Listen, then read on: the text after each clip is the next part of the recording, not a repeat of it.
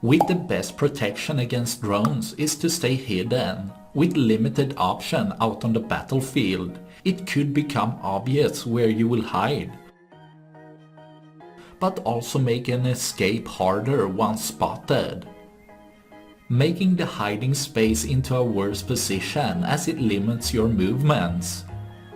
With Ukraine's drone army having a large surveillance coverage of the front line, the most crucial time is when getting into the hiding space, as this is most often when you get spotted.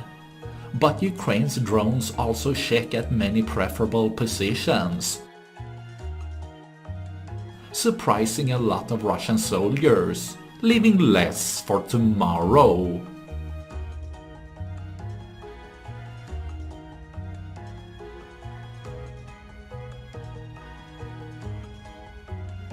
That's all I had for this video.